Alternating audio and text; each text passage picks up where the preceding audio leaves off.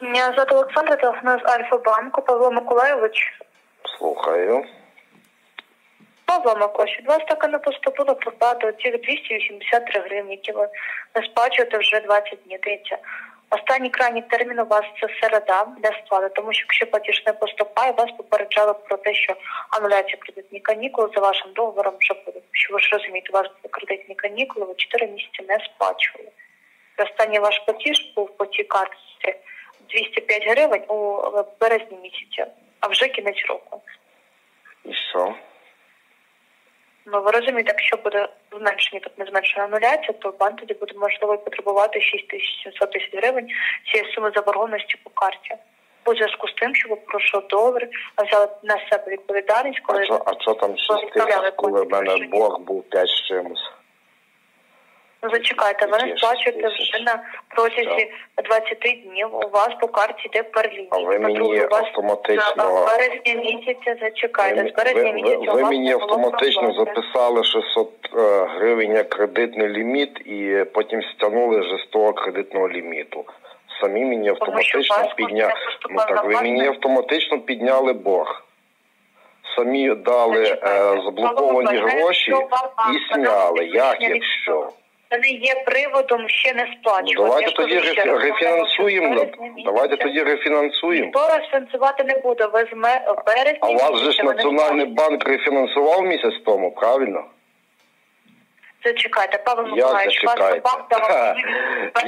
Як просити в Національного банку гроші, то ви дуже добре, так? Альфа-банк взяти кредитну картку. Та що ви прямо тікаєте? Рефінансування же ж вам Національний банк дав на 5 років. Ви чого Національному банку гроші не платите?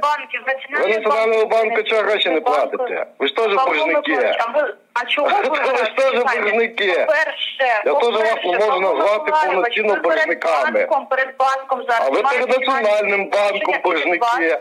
Ми кажемо не про Національний банк, а про Ну так ви ж теж боржники, то чого ви не платите?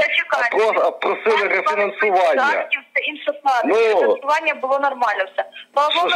Що вам дали рефінансування, а людям ви не даєте рефінансування. Ми будемо розмовляти ще про якісь інші теми, чи ми повернемося... Так ви спочатку заплатіть Національному банку, потім я вам заплачу. По-перше, ви заплатите... Ну так як ви ні? Ви не хочете Національному банку платити, а ви хочете, щоб люди вам платили.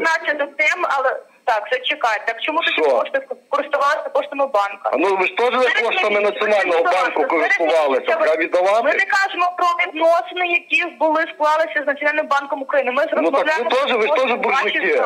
Ви теж боржники. Павло Миколайович, це буде відношення з Національним банком України і Ну так заплатите їм, тоді я вам заплачу. Павло Миколайович, я ще раз кажу. Я вам ще раз кажу, заплатіть боржники в Національному банку. Я ще раз повторюю. Ніщеброди, блін. 36 років, ніщеброди. Попрошайки ходите до Національного банку на рефінансування боргу, блін. Так а чого ви? Самі в борги поголазили, блін. Попрошайки, блін. Своїх попросили кошти. Ну то ви ж теж попрошайки, чого ви просите Національному банку? Чого ви гроші не віддаєте? Ще раз скажу, ну ще раз вам кажу. Віддавайте. Попрошайки, віддавайте Національному банку гроші. Розмовляйте, я ще раз кажу. Я вам ще раз кажу, ви боржники. Не забудьте, він вам дав всього на рік рефінансування. І будемо питати, чому, яка у вас... А я вже так там не працюю. Чому ви не оплачуєте? Нічого, ваша характеристика залишилася, якщо ви офіційно зробили. Чи не офіційно, то чи тут... Так я вже там не працюю, що не працюю, дякуючи вам. Я ще раз кажу, що вами, ну так бачите, не сплачували борги. То ми візьмемо характеристику. І що? Візьмемо характеристику, будемо дивитися, будемо моніторити по всім фінансовим установам, ваш матеріальний стан. Буду потім розказувати. А буду я вас теж моніторити по Національному банку. Що ви будете моніторити? Що ви захрипли?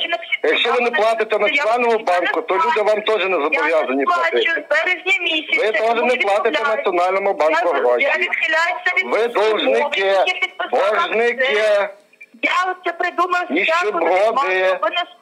Ніщеброди перед Національним банком ви якраз являєтесь ніщебродами. А ви ніщеброди просите в Національному банку гроші, бо своїх грошей ви не маєте. Бо ви не маєте складникам виплачувати їхні дивіденди. Віддайте борги Національному банку, а потім говоріть з людьми і кажіть людям, щоб люди віддавали гроші. Я ще раз вам кажу, ви є попрошайки, віддайте Національному банку гроші, які позичали Національного банку, а не просити рефінансування, а потім людей кидати і найобувати. Ви є попрошайки, віддайте Національному банку гроші, а не просіть в них рефінансування. А то є такі банки, де просять рефінансування, самі боржники являються перед Національним банком. Ви не сплачуєте теж в Національному банку свою зобов'язаність по кредиту. Ви теж зобов'язані платити Національному банку, тому ви тут не розказуєте. Я вам ще раз наголошую, оплатіть заборгованість перед Національним банком. Я вам ще раз кажу, зверніться до свого начальства, хай вони рішають проблему кредитного заборгованості перед Національним банком, бо ви є боржники, попрошайки, ніщеброди. Перед Національним банком ви зобов'язані велику около більше 120 мільйонів гривень. Ви зобов'язані Національному банку. Сплатіть, будь ласка, і не кажіть людям, що сплатить. Ви захибла дівчина, ви мене не переговорите. Вам ще раз кажу.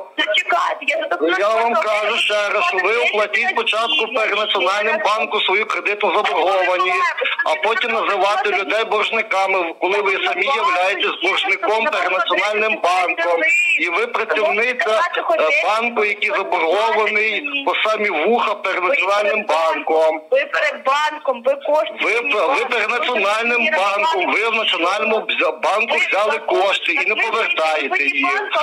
Хто ви тоді після того? Ви є шахраї. Ви здурили Національний банк. Ви є шахрайка, і ви, і ваш банк. Тому ви працюєте в шахрайському заборгованому банку, який должен гроші Національному банку.